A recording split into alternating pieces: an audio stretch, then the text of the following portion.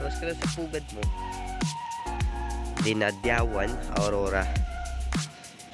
Sa Palawan mga tol, may ganito rin. No? Ganito siya. Kasi mahaba rin yung beach na to. Yung penta. Ngayon, dalawa na lang kami kasi umuwi na sila. Umaga na may buwan pa rin. Bakit?